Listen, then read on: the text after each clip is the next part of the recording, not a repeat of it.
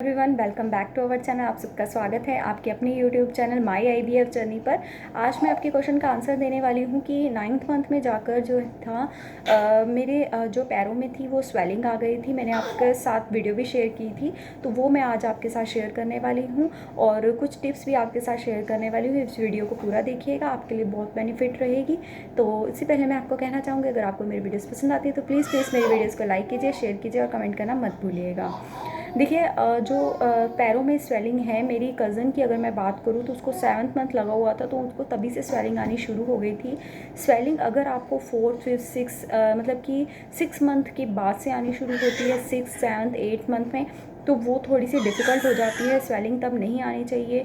अलग अलग स्वेलिंग्स होती हैं, कईयों को हाथ पैरों में भी स्वेलिंग आने लग जाती है, फेस पे स्वेलिंग आने लग जाती है और कईयों के लेग्स में स्वेलिंग आती है। तो मैं बोलूँ तो मेरे सिर्फ आपको मैं यहाँ पे पिक डाल दूँगी कि मेरे जो था, जैसे ही 9th मंथ के अभी 1 वीक कंप्लीट हुआ था तो मुझे स्वेलिंग आनी शुरू हो गई थी और पैरों में बहुत ज़्यादा स्वेलिंग आती थी और स्वेलिंग के कारण मुझे पेन भी बहुत ज़्यादा होता था। और वो जो स्वेलिंग थी मुझे कुछ जो है, मैं आपके साथ बातें करी वो देख रहा है मुझे, तो वो जो स्वेलिंग थी वो बहुत ज़्यादा रहती थी। वो स्वेलिंग की वजह से मुझे पेन भी होता रहता था और वो स्वेलिंग मैं आपको दिखाऊंगी पिक्चर में कि इतनी ज़्यादा हो जाती। जैसे रात के टाइम जैसे मैं सोती थी तो अपने लेग्स के नीचे 2 पिलो रख लेती थी, तो पिलो रखने की वजह से सुबह उठती थी तो हल्की हो जाती थी या कम हो जाती थी। जैसे सुबह उठती थी खड़ी होती थी, क्योंकि मैंने 9th मंथ तक प्रॉपरली काम किया है, तो मेरे को स्वेलिंग और भी ज़्यादा बढ़ जाती थी और लास्ट में जाके तो मुझे और भी ज़्यादा प्रॉब्लम हो गई थी। इसीलिए मैं आपको कुछ टिप्स देना चाहूँगी कि अगर आपको स्वेलिंग स्टार्टिंग से आनी शुरू हो जाती है तो आप जो है एक नमक, मिर्च, इस तरह की चीज़ें खानी कम कर दीजिए, क्योंकि ये जो होता है ब्लड प्रेशर का ही ज़्यादा रीज़न होता है, जिनको ब्लड प्रेशर इंक्रीज़ हो जाता है। और मेरा भी लास्ट में जाके ब्लड प्रेशर बहुत ज़्यादा हो गया था, जिसकी वजह से मुझे सी सेक्शन भी करवाना पड़ा।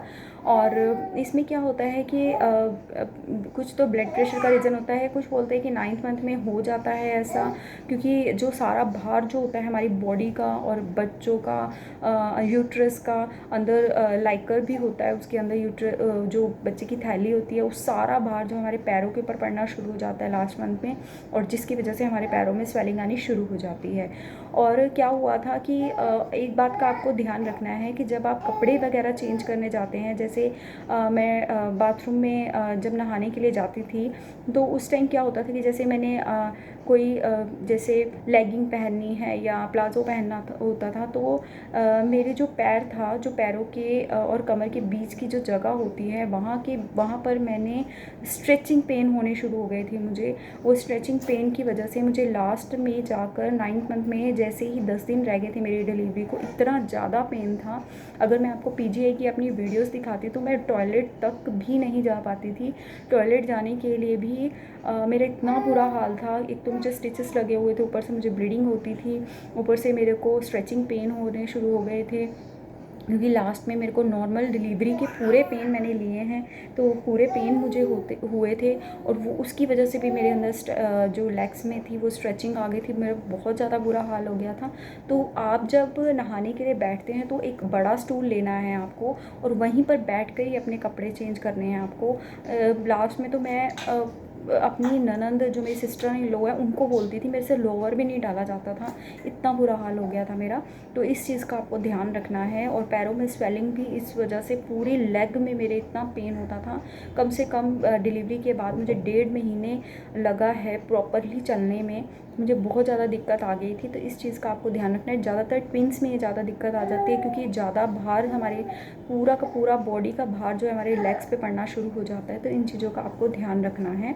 तो जो मेरे को आपका क्वेश्चन यही रहता है कि मेरे को जो है स्वेलिंग मुझे 9th मंथ के 1 वीक के बाद आनी शुरू हुई थी। जैसे ही मुझे 9 मंथ स्टार्ट हो गया था उसके बाद 1 वीक के बाद, ठीक है। तो आपको अगर स्टार्टिंग से हो रही है तो अपना, एक तो आपको जैसे ही 7th मंथ लग जाता है उसके बाद आपने डेली जो है अपना अल्ट्रासाउंड जो है अपने करवाते रहना है। बच्चे की जो हार्ट बीट है वो 15-15 दिन के बीच में एक सिविल हॉस्पिटल से भी आप अपना कार्ड बनवा लीजिए, आशा वर्कर पे बनवा लीजिए, ताकि आप अपनी हार्ट बीट जो है वहाँ से चेक करवा सकते हैं 7th मंथ के बाद बच्चे की।